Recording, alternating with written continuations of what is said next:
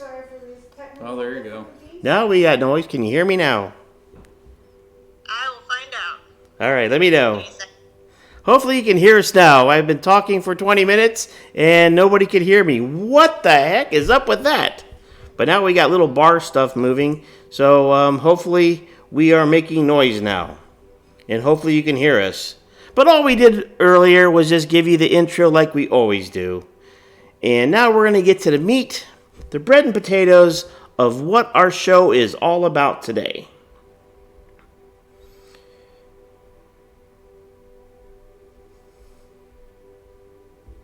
And hopefully you guys can hear us now. So here we go. If you want to get more information on the Skeptic Sanctum, visit us at the Skeptic Sanctum Facebook page or Lantern Paranormal. And you can get highlights, links to the show, leave us messages, talk to us, whatever you want to do, and get information on upcoming events and where we're going to be broadcasting from. And hopefully by the time the next show rolls around, I'll know exactly what I'm doing and won't forget to hit the little mic button and not talk for 20 minutes and nobody hears me.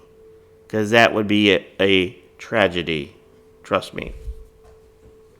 But anyway, we had the very fortunate privilege to come to a fantastic venue tonight. And we were really looking forward to it. There's a lot of interest in this. I know our Facebook pages were lots of likes going, oh my gosh, that's a great place to go. And here we are at the Buckland Museum of Witchcraft and Magik. And we have the proprietor of the museum with us right now, Stephen Intermill. Hi, thanks for having me. I'm excited to talk. I really appreciate you giving us this opportunity to come here today. I mean, looking at the artifacts in here, it's awesome. What a great place to host the show from. Yeah, it's we're here among the spirits, right? Well, yeah, there's spirits everywhere, so I guess so. Yeah. So before we get started, it's a witch museum. It is. It's a witch museum. It's a collection that was begun by the gentleman that brought Wicca to the United States in the early 60s, a gentleman named Raymond Buckland. Okay. Who we try to honor as much as we can with showing his incredible collection. He was seeking something when he had moved to the States, and it turned out what he was seeking was the religion of Wicca. And a lot of people are confused by Wicca, like, what is this? And essentially Wicca, alright, so you know how all Catholics are Christian, but right. Not all Christians are Catholics, right? Perfect, yes, absolutely. So not all witches are Wiccans, but all Wiccans really are witches. And that's kind of the first foundation of it. There's a lot of rules to witchcraft. Okay, let's talk about that first. No, sure. You're fine. No, you're going along the same path that I wanted to go on. But what does it mean to be Wiccan? Well, it means that you, it's kind of hard to really say that because there's so many different kinds of Wiccans out there. Well, like you said, you got Catholics, you got Protestants, you got Baptists. They're all Christians, right? But they all believe a little bit differently. So, with Wicca, there's tends to be a couple core beliefs. Okay. With a traditional Wiccan, like a Gardnerian Wiccan, you believe in a god of witchcraft and a goddess. Okay, so it's a dual nature kind of thing instead of the general like monotheistic that most people are used to here in the Western culture. True. So it's you revere a goddess, you revere a god. The god is generally a god of the hunt, somebody because when religions really start to develop, this is Stone Age man, and what are the two things that are most important for him? Fertility, things growing, and also hunting, being able to go out and get food. So these are represented as their gods. So they believe in that. They also believe in magic, the ability to create change in the world through spell casting. And, a lot of them believe in all sorts of other stuff. Like Gerald Gardner, the founder of Wicca, he was a staunch believer in reincarnation.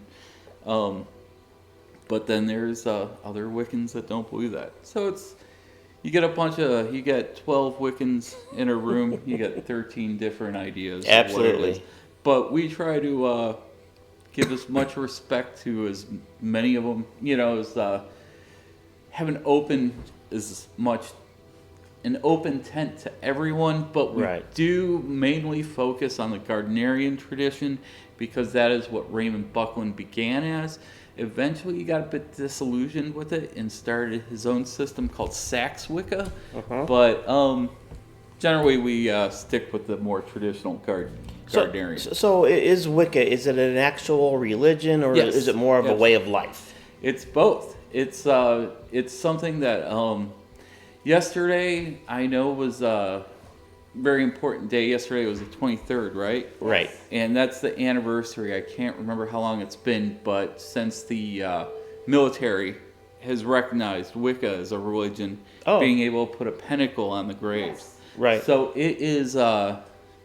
It's definitely a religion, but it's also when you wake up in the morning and you're Wiccan, you go do your thing just like you wake up. If you're a Christian, you're gonna try to live your life as one. Right.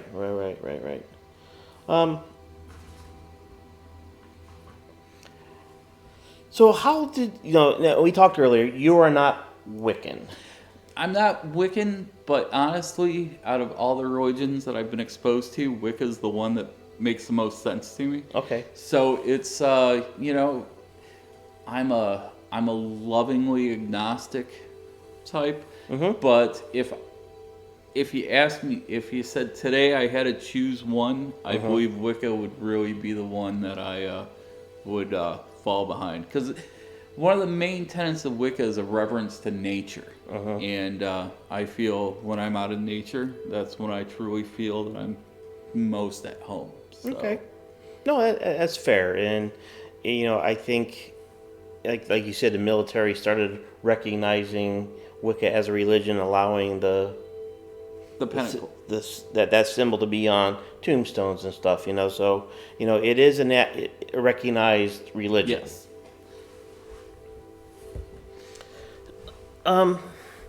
Now, one of the things, you got some artifacts here on the table that we're gonna. Just kind of cool set dressing, really. Exactly. And what I see looking around at the artifacts here, there seems to be a lot of references to Satan. Okay. Well.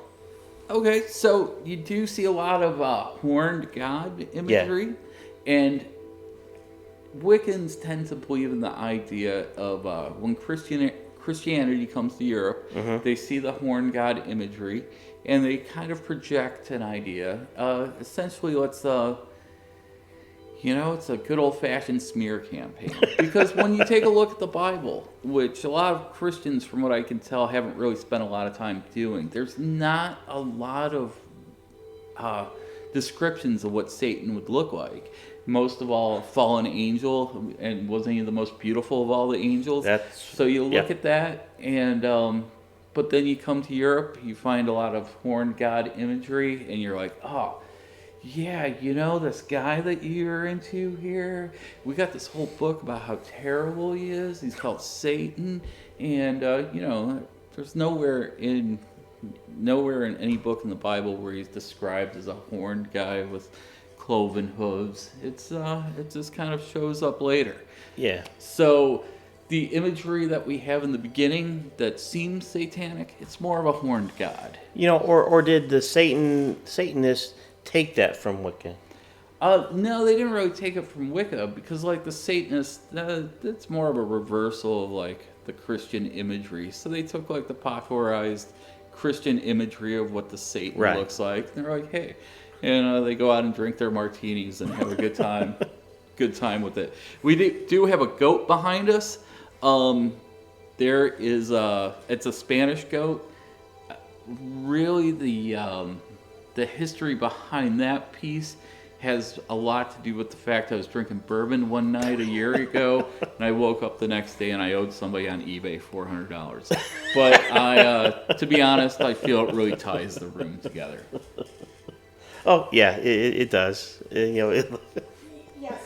That's pretty funny. He's like, oh. You have to come and see it because I'm not going to show it to you guys. So there is we've had Satanists on the show before. Yeah. Did you have Eric on? Not Eric Freeman. We had Eric gotta talk to Venor. Eric. So you guys have met him though, right? No, him and I, whenever I was going through my liver transplant, Oh, geez, talked okay. to me a lot and Yeah. gave me lots of encouragement. And Yeah. one time he helped me realize that toxins were hitting my head, so I owe him a lot for that. Yeah. But other than that, he let us into the House of Wills on We a did a couple show of occasions. We did a show from cool. there. Yeah, and Patty was our guide, and Lance Timpton was with us. He also helped guide us. Oh, cool. And we went through and we had a show there, and we had a bunch of ghost hunters go in with us from all around the country. Yep. Came in. Did you find any ghosts? Yeah, we did. Yeah. There was some unique stuff that happened there. I mean, like a piece of wood flew out of nowhere. Really? And it was just like, it didn't fall from the ceiling or anything like that. It was like a big 4x4. That, yeah. Yeah. So it was weird. I It was bet. pretty weird. Yeah. I don't know if I could go out with you guys, because I like it here where I'm kind of comfortable with the spirits I'm among. Trust me. I'm not really... Trust me.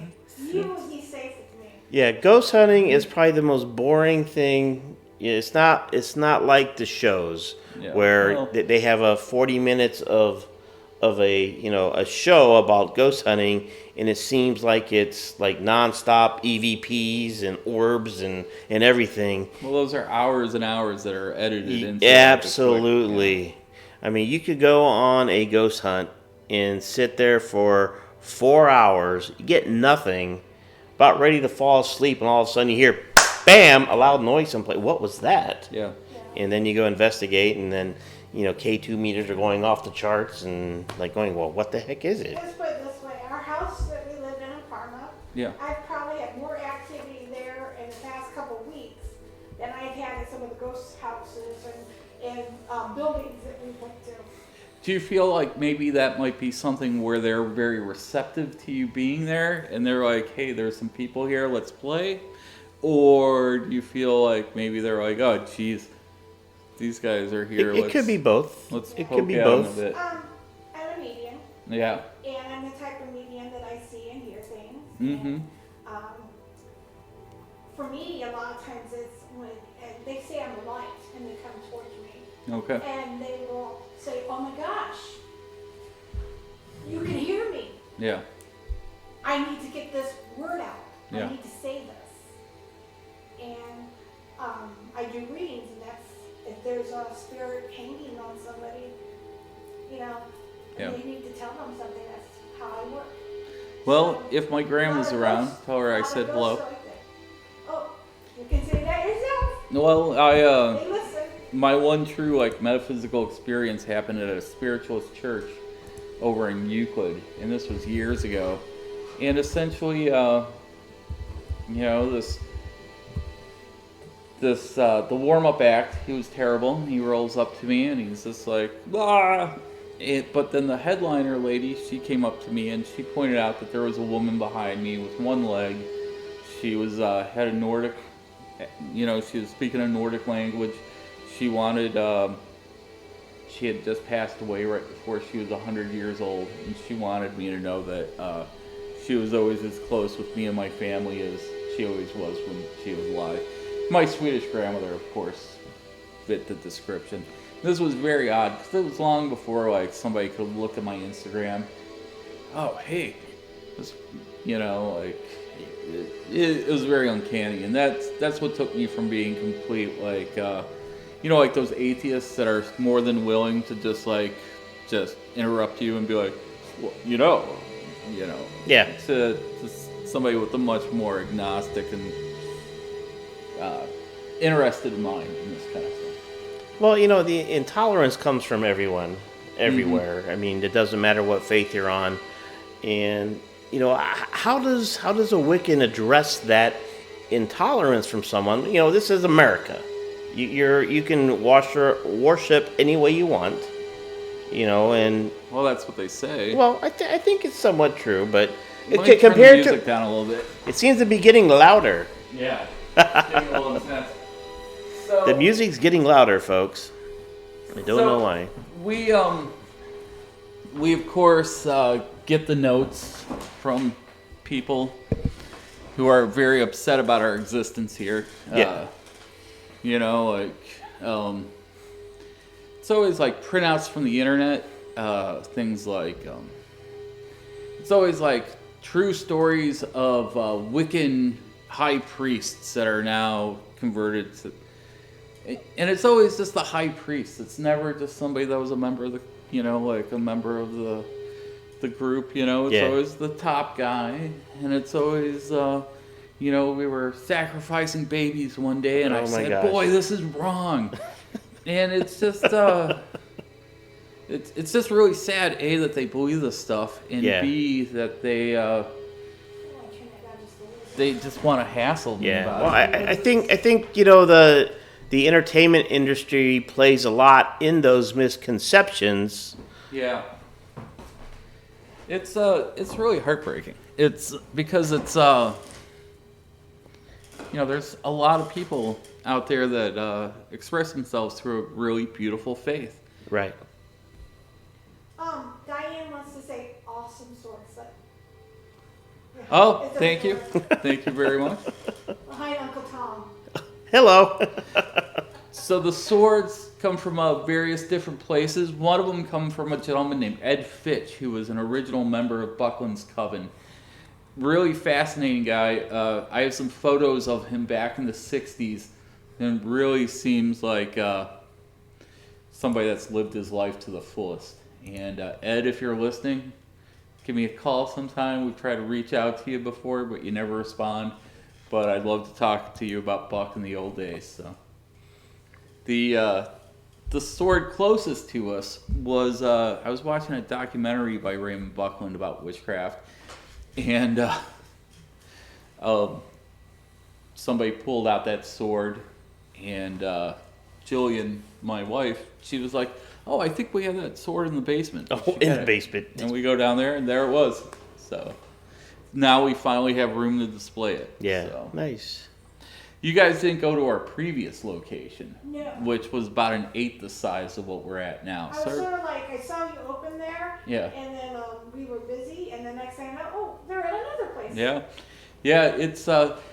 It was very small. We doubled in size within 6 months, and that was just still too small. So now we're at a place that's a little bit more comfortable. It's a little bit of breathing room for us and the artifacts. Right. So you said you get a lot of notes from people that don't appreciate you being here. Yeah. Well, you know, but we also get a lot of people that come in that are really happy that we're here. Yeah. So it's you know, I tend to focus on. I really need to focus on all the wonderful people that have stopped by and that's fine. welcome us here. You know. I mean, how? Like us. Yeah, exactly. How big is the Wicca population here in Northeast Ohio, compared to anywhere else? If you know, I mean, honestly, well, are you familiar with the Pagan Pride event that they have every year? Yep, we've been there. So, Matt Stewart, who I think does a wonderful job stewarding the pagan community here in the area, he says that it's the biggest Pagan Pride event in the Midwest. I know in Minnesota there's a huge pagan community, but we have a lot of things going for us. There's a lot of shops here. There's always been a lot of shops around here. There's Starwood is based out of the Cleveland area, and that's one of the bigger pagan festivals. So I know a bunch of pagans in Pennsylvania right now. They're saying, he's lying. Well, you know. But they come here to our Pagan Pride. Shout out to our friends in Pennsylvania. I hope you come out and see us. It's yeah, you know, the world is just getting smaller every day anyway, right? Yep. How many people do you guys communicate with that are like out in Alaska? You know, There's a few out there. Yep. Yeah, it's Absolutely. You know, we wouldn't have. 20 years ago, we couldn't have done that. No, we couldn't not in at this all. in this forum. You know, and it's one thing I talk about Raymond Buckland's history and how he just gets this wild idea in his head where he's like, I'm going to go get initiated into the Wiccan tradition. And Okay, those aren't ghosts, those are the upstairs Oh, neighbor. no, trust me. But, you know, he gets this wild idea in his head. Hey, I'm going to go out and get initiated by Wiccans. And he flies out to Perth, Scotland. And it's funny because when I speak with people my age or older, they're like, wow, that was a big leap in like 1963. But, you know, kids are just like, oh, okay, whatever, you know. And it's really... He went to Scotland to bring... Yeah, he goes to Scotland, he gets initiated, he's all fired up, he comes home, he says to his wife, honey, we're witches now. And she's just like, okay, Ray, sure. And that's how it all starts. That's... Yeah, also, we lived in Italy for 3 years, so Oh. I learned about Italian witches there. Really? Yeah. And they Okay. burn a witch on the Epiphany. Yeah? They have big bonfires in the towns, and Bellafana is supposed to be a witch that brings toys to the kids, but then Yeah, they yeah. burn her. Yeah. You know, on the Epiphany. Pile. Yeah, these big giant pyres of, you know, wood, chairs, furniture, whatever they can find. It's 20, 30 feet tall, and they put the effigy of a witch on top and burn it. So And is it each like, village kind of like will the have that. Wicker Man kind of thing? Yeah, and Kinda, if yeah. the wind blows towards the mountains, Yeah. then Good crops, good crops, and if it stays on the field, bad crops. bad crops. And there's an Air Force base there, so it's bad whenever it stays because then It grounds the planes for like 3 days. Yeah. Yeah, so they Wow. move the planes out during that time. Wow. Yeah, but crazy stuff. Yeah, so we do have an artifact for here that's was donated by my mother, and it's a witch figurine. I don't know if you saw it. I think you just posted it recently. Yes, yeah. I saw that. So it was made by my mom when she was a kid, but it's a Where's Swedish that at? East, right over there. It's a Swedish Easter witch. So Okay. I might post that. Oh yeah, Sure. go for it. Since you posted it already. I want to make sure people that you come, that's why I'm not showing you stuff today. And, you know, because you need to come and see this stuff for yourself. So- and I'm sure when you get your tour, things will be explained to you. I do my best. Sometimes, you know, I really do my best. I try to go into as much depth of everything as I possibly can to our visitors. And, you know, if you're ever like, man, I really wish I went there and I really wish he'd gone into that more, come back or email me and tell you all about it. It's I'm truly... wondering how many drinks you had to get the goat in. Oh, well, yeah. It was one of those things where I was like, oh, okay, I'm just going to do it. Well, it's been like you a couple weekends ago on that Friday night. Rock on. Anyway, Let's move forward. what are a couple misconceptions that if you had a chance to, you know, a common misconception about Wiccans that you would want to clarify or address and saying, okay, that's a bunch of bull, you know, like sacrificing babies. I know Yeah. that doesn't There's happen. a lot less sacrifice in Wiccan traditions than there are in Judeo-Christian ones. So I'd say pretty much first and foremost, Wiccans are not devil worshippers. Okay. And I think that really needs to be it's very important to underline that. I agree. I think that's the biggest misconception, that they're, people think that they're the same thing, and they're not. No. And, you know, like I said, I have some friends, the Satanists, but the Wiccans definitely are not devil worshippers. And really, it really breaks my heart when people come in here and accuse me of, like, sacrificing children to Satan. Yeah. I'm like, come on. So do you actually get people, like protesters, come into the museum? Well, we had to close on Sundays when we were in Tremont, so we'd get a lot of people, like, drunk on mimosas coming in and saying stuff. But not too often. Usually they just leave the notes. But sometimes kids come in, and those are always, it's kind of fun when it's the kids, because you're like, "Wah!" You know, and they take off. I'm going to turn you into a newt. Yeah. Yeah. Okay, there comes the Mighty Python thing. I got better. Anyway. All right, so speaking of Wiccans again, this is more of a getting on a more lighter side. Okay. What peeves Wiccans the most about how witches are portrayed in television and movies? Say a comedy. Well, let's see. Sabrina, The Chilling Adventures of The new Sabrina. Yes, that just came out, and of course, I watched it. He hasn't. I really enjoyed it, but I also didn't really enjoy the whole Dark Lord, Dark Master stuff. Yeah, it was kind of creepy. But it was still a fun show, and I tend to people get upset about certain things, but I'm more of always on the side of, hey, if it brings some people to the craft, Yeah. and some people have a good time watching it. I think you have to look at it just like you do Harry Potter. Yeah. It's fantasy. Yeah. It is fantasy. I do love it when the Harry Potter kids come in because they dress like the different characters, and we do have a very large mandrake root that they get excited about. It's very fun to show. So. I think an older TV show, Bewitched. Oh, one of the best shows ever. I named my first cat after the Tabitha, after the kid. Nice. It's kind of funny because I was joking the other day because so the first Wiccan high priest and high priestess in America is Robat and Lady Rowan, which would be Mr. and Mrs. Buckland. And, it was kind of a role reversal where Robat, he was the one that was really stoked on starting a coven, where Lady Rowan was a little bit more, I don't know. So it's kind of a reverse of Bewitched, but Yeah. same time period. So that's a lighter side. No, on the darker side of witches, there are a lot of movies out there that portray them really bad.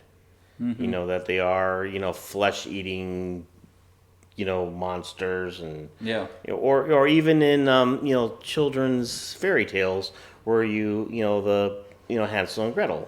Yeah. She makes a house out of candy and cookies in the middle of the forest. These couple kids come by, start eating it. I was just reading the other day that was actually a allegory against high protein diets. No, I'm just kidding.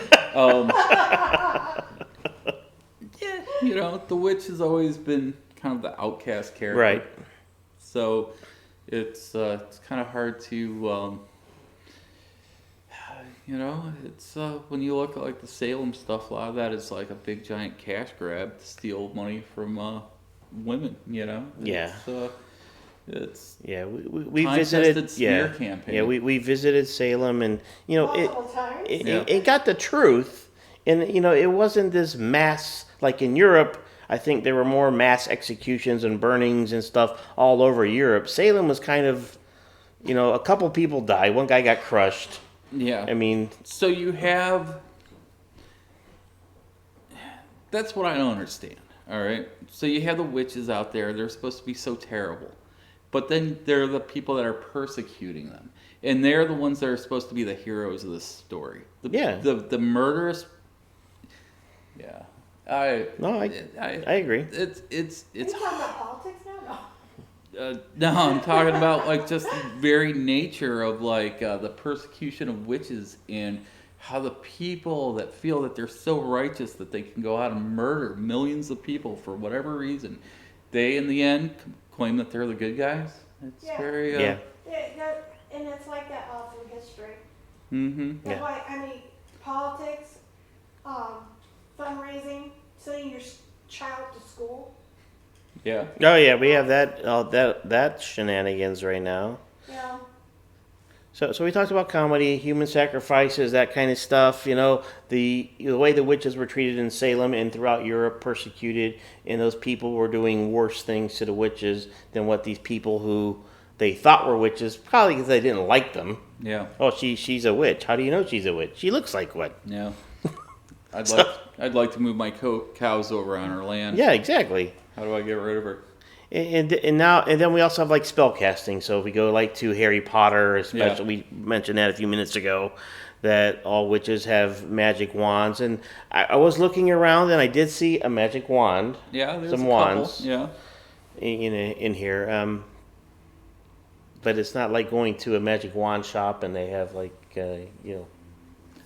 We have some good ones here. Some pretty high, Do you have fancy, any, high-end ones. Phoenix feathers on them? No, not. I don't think we have any with any feathers. Is that a Harry Potter thing? Yeah. Or? Okay. there's a wand with a phoenix feather inside it. That was what Harry had. Ooh, Harry. Yeah. Nice. Yeah, we do have a selection of wands. A lot of what we have here are aphimes, which are a ritual dagger that you would use in Wicca, and we have some really beautiful examples of that. So what would they be used for? Casting a circle. Let's say you have a circle and you need to get outside of it. You cut a hole in it. It's a way to focus energy. We have ones that were actually we have one that's not on display, but I think you guys would be into this one because a lot of the psychics that come around here are just like no idea what this aphame was used for, but it was definitely up to no good. So trying to figure out, get to the bottom of this one. Yeah. Now are there Wiccans that have taken it too far? You know, like in Christianity, it's the same. Yeah. You know, and they've tried the sacrifices and went to voodoo or whatever. Now voodoo's a really beautiful religion if you actually study it a bit. But the one thing that I've learned over the last couple of years of being the curator of the museum here is Wiccans are pretty much just like anybody else, like any other cross-section of society. So, of course, you have some really, really off-the-hook ones, but then you also have a lot of really, it's just like everybody else in society. So, Yeah. I want to shout out to Shirley and Danielle for joining the show. They said hi to us here on our YouTube page. Beatonhead. All right. Remember her? Yep. Fantastic. Thank you for joining. hello. Excellent. See, we got people chatting.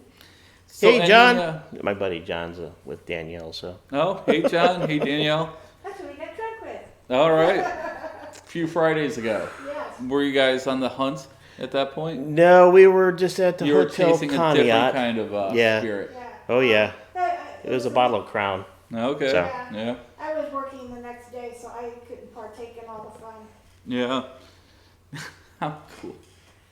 So how was that psychic fair at that hotel? It Connie? is awesome. We had the best ever since I've been going. We did lectures all day. Yeah. I did a lecture on angels. Okay. And then that evening, I did a gallery reading on top of doing readings all day. So by 9:30 that night, I was exhausted. I bet. Yeah. The next day, it was a little bit calmer, 10 till 6 we stayed open that day. And there was readings and more lectures. And, the lectures are free. Okay. You pay basically $5 and you get to go into where all the vendors are. And I say, there's about 30 vendors, Tom? Yeah, it was a packed place. Yeah, and you could buy stuff that's like in your gift shop. Some of the things you're selling might even be from some of those vendors. And then there's the readers that are set up. So Danielle, I noticed, says the nights are like an adult frat house. LMAO.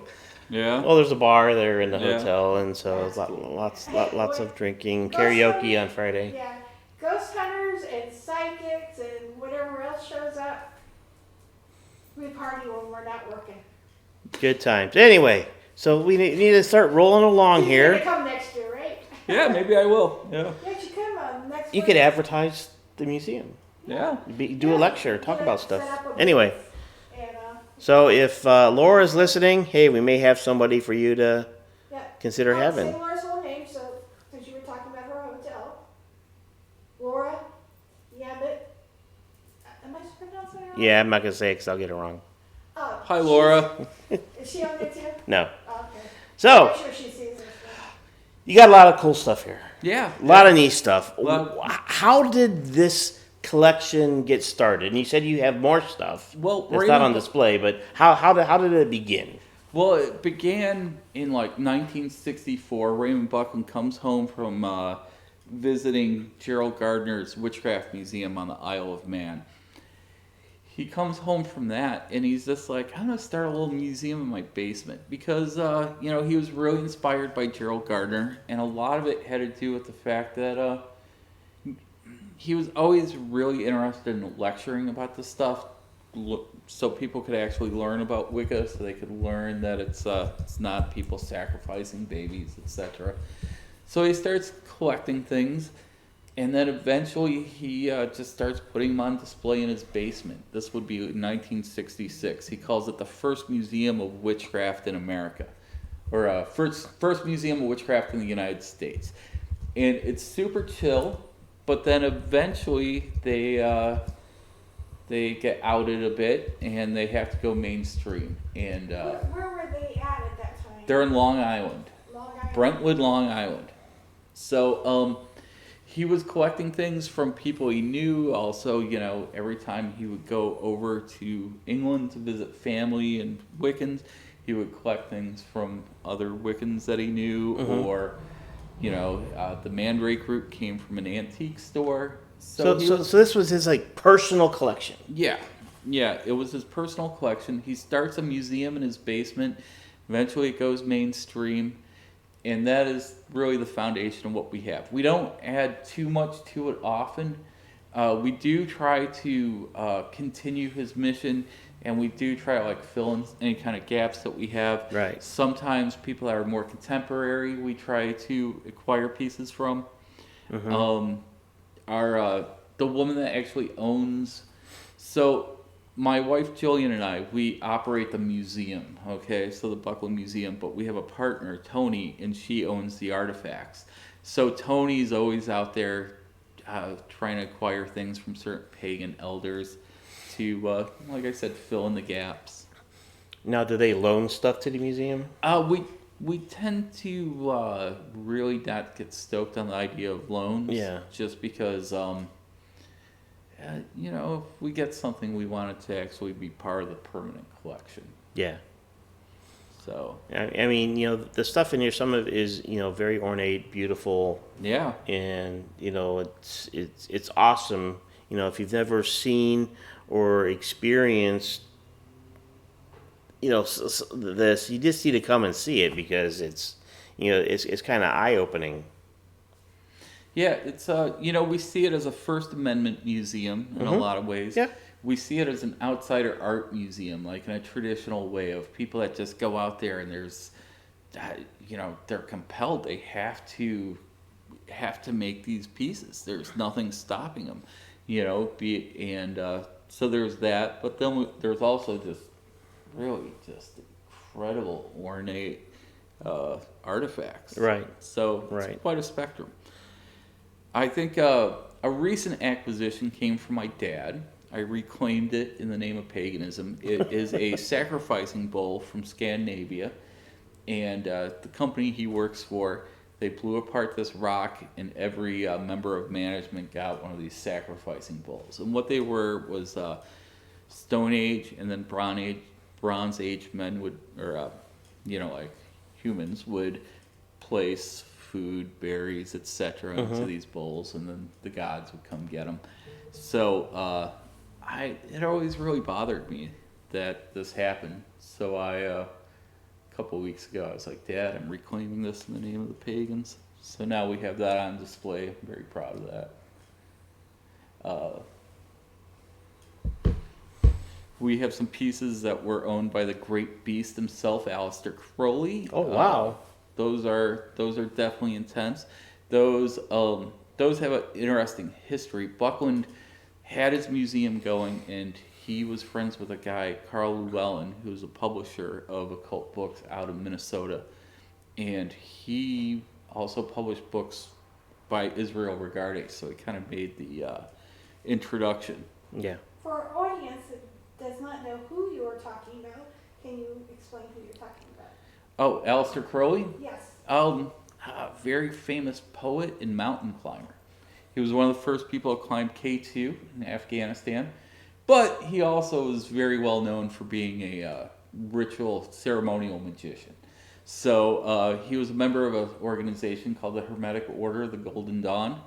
That split up, goes off, goes on some adventures. Eventually, he becomes a member and kind of takes over the Ordo Templi Orientis, and that is a magical organization that still exists to this day.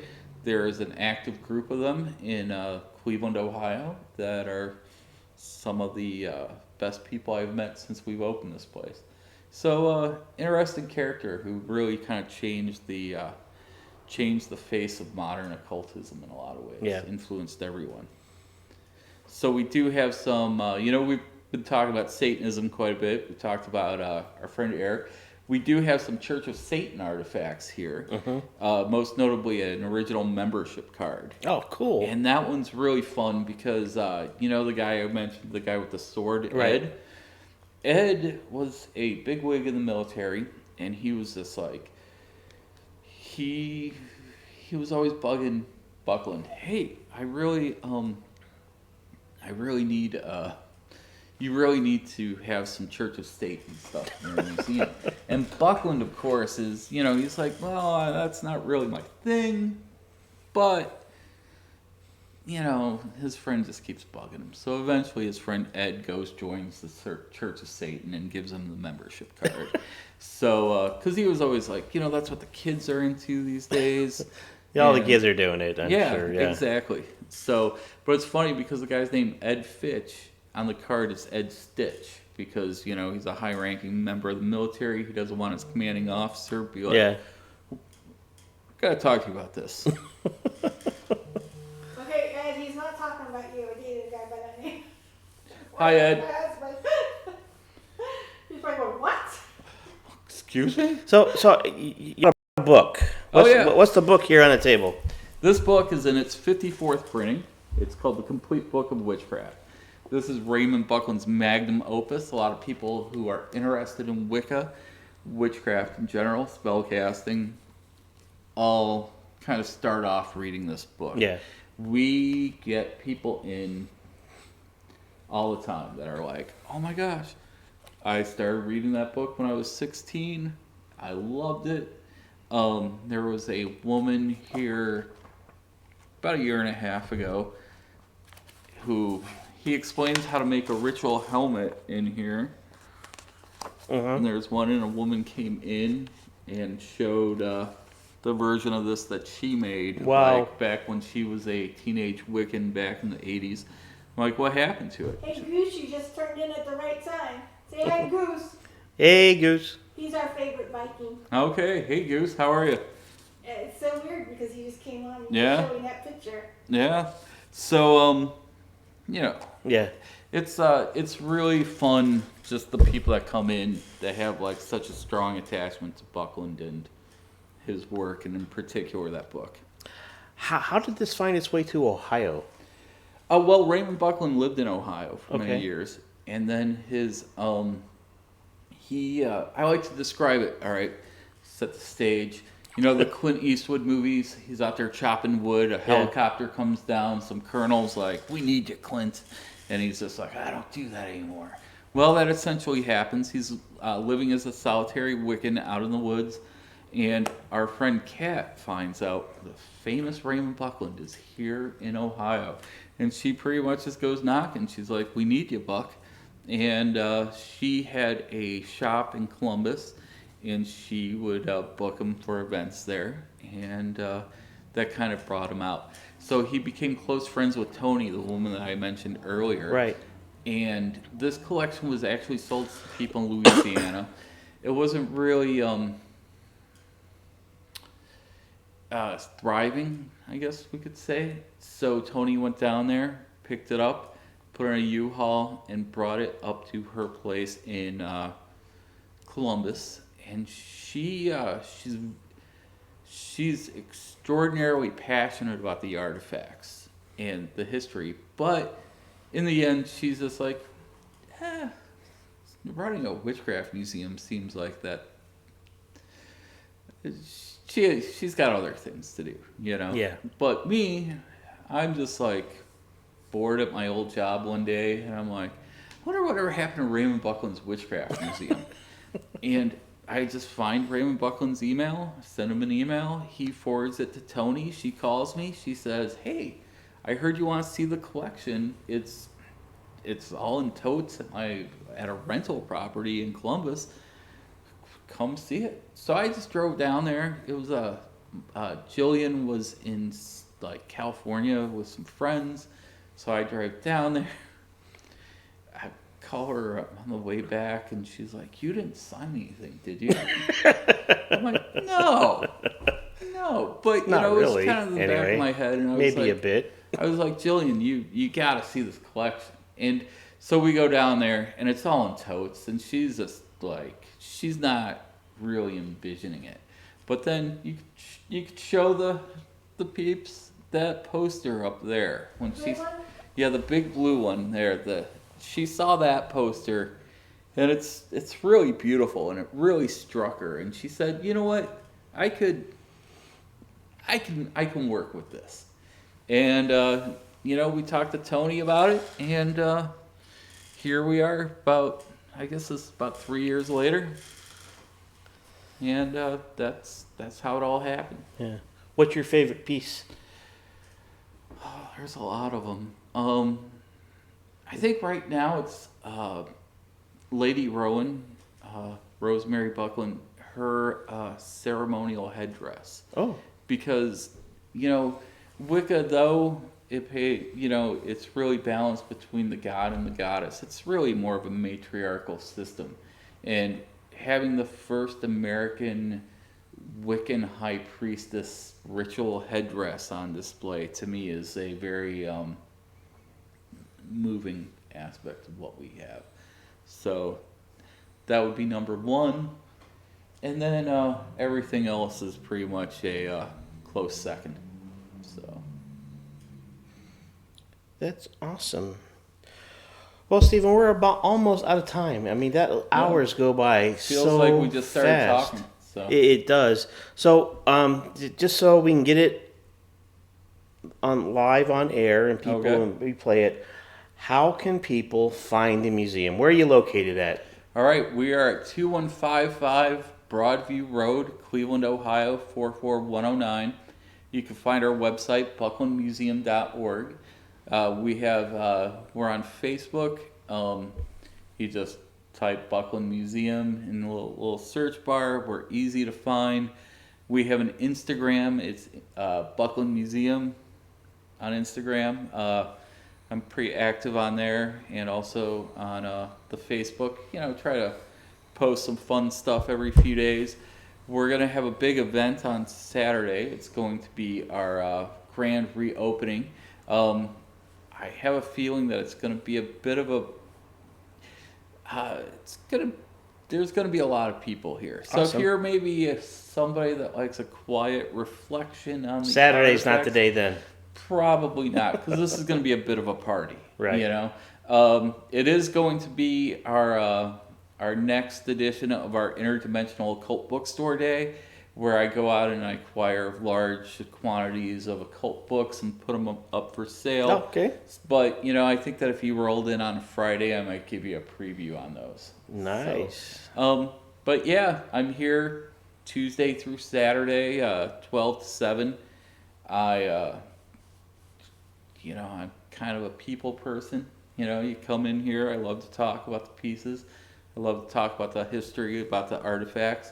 Always really curious about you, the visitor. It's, to me, that's, really the most interesting thing that we do here is have a place for people with open minds to walk into.